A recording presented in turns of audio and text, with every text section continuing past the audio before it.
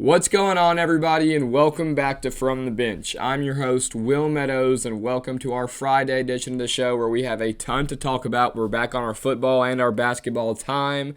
We've got a little bit of recruiting and rankings of recruiting to talk about for the football team, and the Vols are getting right back on track like I talked about. Another top 15 win for the Vols this past week, and who they've got this weekend in SEC play. They're going on the road pretty far for SEC play. They're going to Norman to face the Oklahoma Sooners.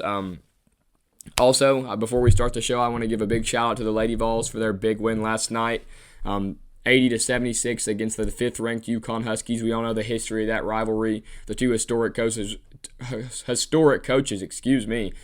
Gino and Pat Summitt. Obviously, it's not been so competitive lately that we haven't beat UConn in a while, but really a staple win for Kim Caldwell and company right after she's coming off of having a baby. So just clapping it up for them and giving them their shout for their big win against a top 5 team. Thompson Bowling Arena was really electric for a weekday women's basketball game. So credit to them. The athletic department and just a whole is just in such a good spot right now, and it's nice to see those ladies get a big win, and especially for Kim Caldwell, that's definitely her biggest win to date. So credit to the Lady Vols. But before we get into our football and basketball side of things, make sure you guys are subscribed to the channel, like this video, and leave a comment. One, how you feel about Tennessee's past game against the Missouri Tigers, another top 15 win. It was their 4th straight game against a top 15 team, which is just utterly insane. And then also how you feel about this top 25 or top 10 2025 recruiting class. That's a tongue twister right there. The top 10 2025 recruiting class that the Vols have coming, and how do you just feel about the future of the program for the football team? But also, one little side note I want to have before we get into all of that. This will be my last episode for a week. Usually I don't know. I'm not planning to ever miss time, but I have surgery on Monday, like I said on my last episode, and thank you to everyone who reached out, who, if you personally know me, you reached out, or if you are just a fan of the show and you DM'd the Instagram account or Facebook account. I really appreciate that, but I have a feeling my surgery's Monday, and I just think I'm not going to be up for it, especially at least for one. So hopefully, if I'm feeling good enough, I can drop a Friday episode, but I really don't think an episode will be coming Tuesday or Wednesday. But after we come back, I'll have an episode, and then we got some big news coming. So stay tuned for that. I posted just a little teaser about that on the Instagram page. Excuse me. So stay tuned for that. We've got a lot coming. But again, thank you guys for everybody who reached out with the prayers, and I know God's got me, and I'll get through that surgery just fine. I'm not a fan of needles, but I'll get through it. But that is enough talking for me, so let's just get right to it. The Tennessee football program finished with a top 10 recruiting class in the country right there at 10. After signing day a couple days ago, the rankings are final, and we finished with the top 10 class once again. So credit to Josh Heupel and his staff putting us in another good spot. And our 2026 class is looking incredible there. I think 5th right now with the number 1 quarterback in the country, Faison Brandon, committed to us, and excuse me, and they've got some more 4 and 5 stars on the way. Tristan Keys, a top 10, I think he's the 6th ranked player in the country, number 2 receiver in the country, just put us in his top 7 for 2026. So it'll be awesome to see what that class becomes when you have the number 1 team. The number 1 quarterback in the country. Recruiting starts to become a little bit more easier, especially on that offensive end, because people want to play with a guy like Faison Brandon. But with this 2025 class, today we're going to spotlight kind of the 5 guys that led the way for the Tennessee Volunteers recruiting class. Number 1, we all know, the 9th ranked player in the country, a 5-star plus. He's a 5-star on every site. The number 2 offensive tackle in the country, David Sanders Jr., will most likely 99% be a day 1 starter for the Vols. Just a mountain of a man for an 18-year-old. I mean, it's kind of ridiculous. So coming out of North Carolina, just an incredible player. Just developed, just size-wise, well beyond his years, and should be a day 1 starter, like I said, and just be an incredible starter. One of arguably our best offensive linemen day 1. Kind of reminds me a lot of Trey Smith, how he just came in and was an instant impact. Our second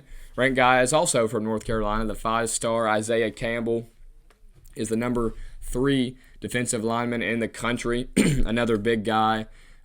Rodney Gardner's trying to get that D-line bolstered up. We've got a very good recruiting class of defensive linemen, and who wouldn't want to come, you know what I mean?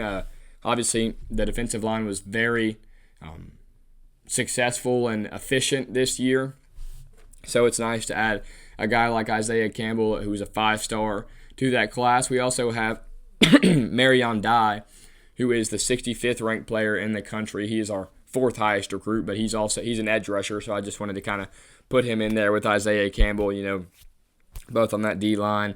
He's the 65th ranked player in the country and the number 7 ranked edge in the country. So he's another 6'4" guy, huge off the edge. Yeah, Tennessee, you can definitely tell in their recruiting, like they've got a type off that edge, and it's long, athletic, and quick. So Marion Dye should fit that archetype quite well. We also have 4-star Deson Broom, who's the 50th ranked player in the country and the number 4 tight end in the country. Josh Heupel likes to use his tight ends. We saw Miles Kitselman have quite a few good games. Ethan Davis found the end zone a time or two. Holden Stays was all right this year, ended up going to Indiana, but the tight end is very important in our offense, and I love seeing it being implicated, I guess that's the word, more and more in our offense, just because a big guy like that who's reliable, just good hands for the quarterback is always nice. So Deson Broom should be a very good guy for us. And then my personal favorite, I guess David Sanders is my favorite, but my personal favorite, Travis Smith Jr., we've talked about him a little bit this year, lately, as we've talked about recruiting since the season has ended. A 6'3", 6'4", lanky guy, very fast. He's the number 83 ranked player in the country and a top 10 receiver in the country. So he's a guy that I really think could make an impact day one just off of pure athleticism. So it'll be awesome to see if we can get him into our offense year one, because I know we struggled to get some receivers in there year one with the history of the Josh Heupel offense. But there it is. We've got at least 5 guys. With all the different sites, it's different, and the rankings are different for everybody. Excuse me, I'm sorry about that.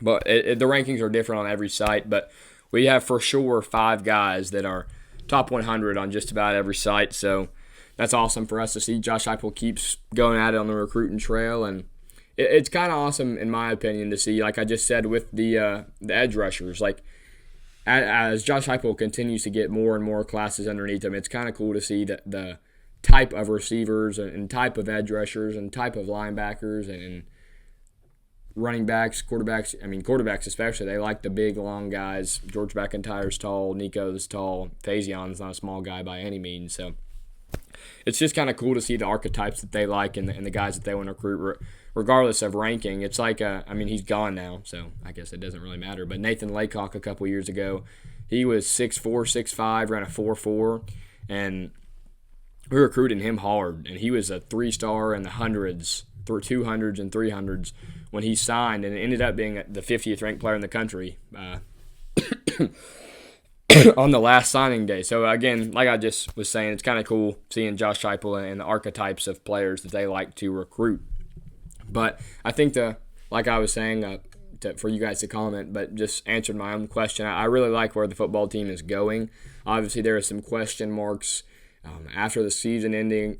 After the season ended, one, because of the way you lost to Ohio State, but obviously we know the guys leaving and lack of guys coming or committing to Tennessee via transfer portal. But I really like where we're at. I trust Josh Heupel and his staff to put us in the best position because, we all know, and if you don't, you should remember where we were at a couple years ago, and ever since Josh Heupel's been here, he has just put us in good position after good position. So I can't not trust him. So excited for this class of freshmen, this 2025 class, which is a top 10 2025 class in the country. Once again for Josh Heupel and his staff. So excited to see what they bring to the table, and I'm ready for next year. It's hard because I love talking about football, but there's not a ton of football to talk about, especially with basketball being so hard, going as hard as it is right now, and us being the 4th ranked team in the country, which that's great. I love talking about that too, but I really enjoy getting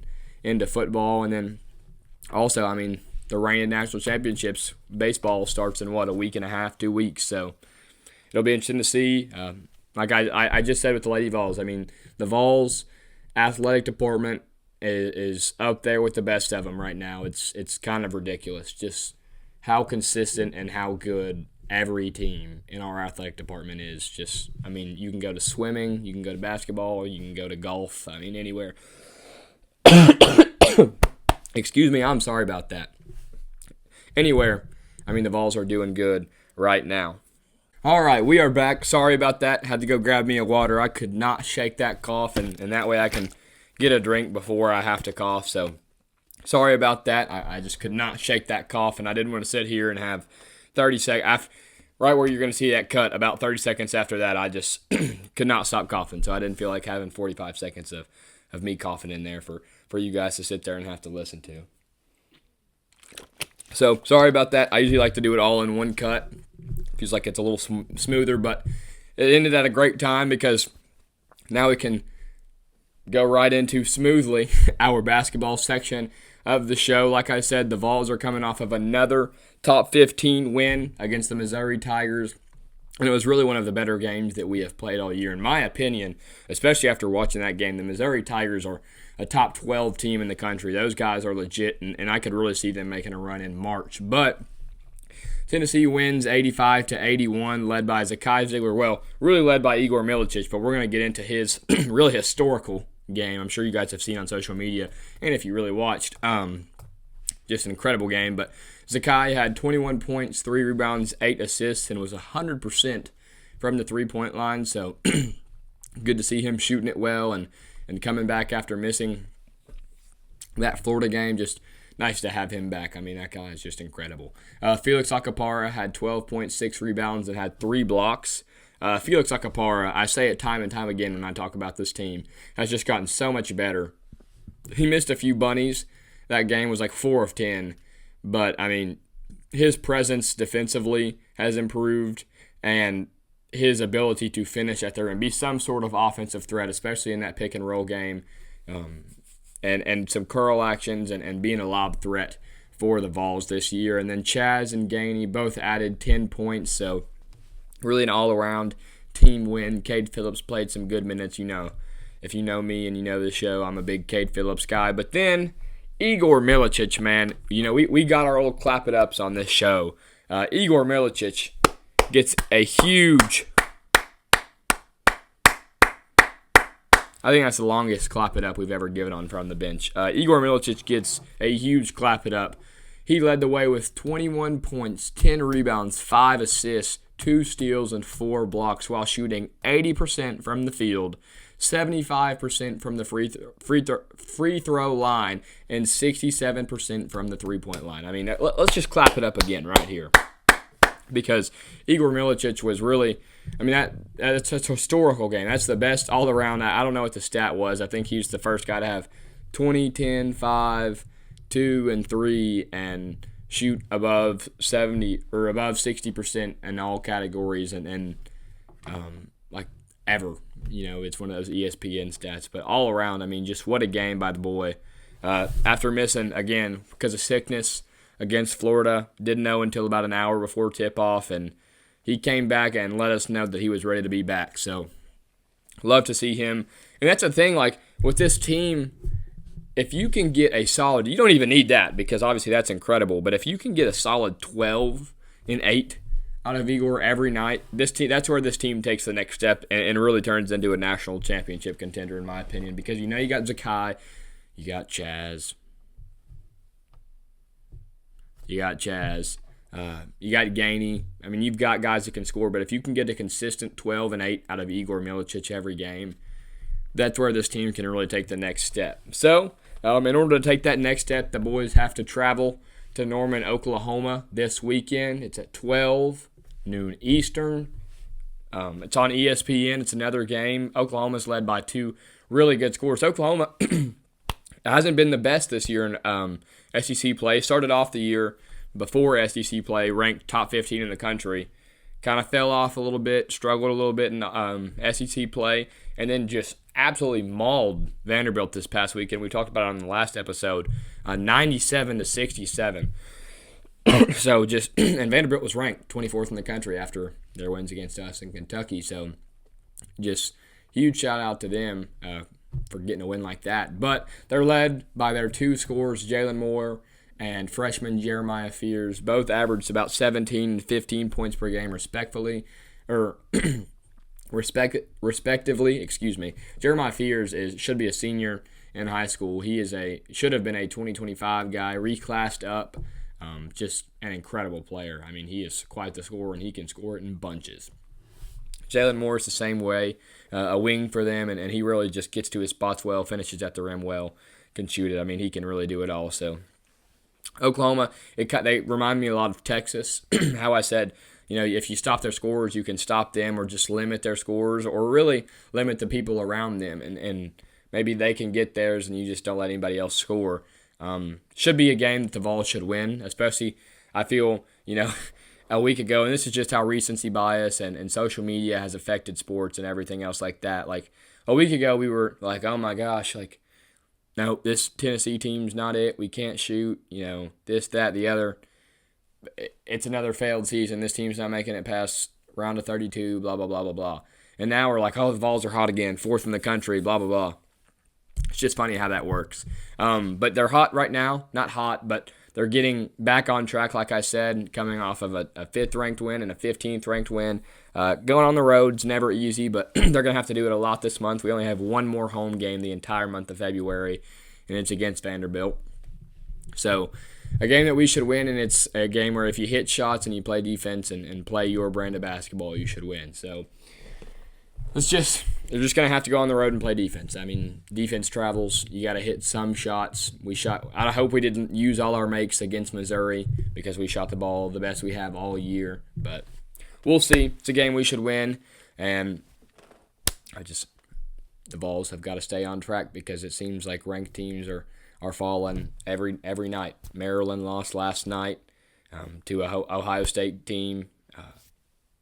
They were the only top 25 game, but, I mean, Kentucky lost Tuesday. I mean, top 25 teams are falling like flies, and we don't want the Vols to be one of them. But I think that is going to wrap it up for today's episode. Again, thank you guys for watching, and thank you guys for reaching out for prayers. This is probably my last episode for a week or so.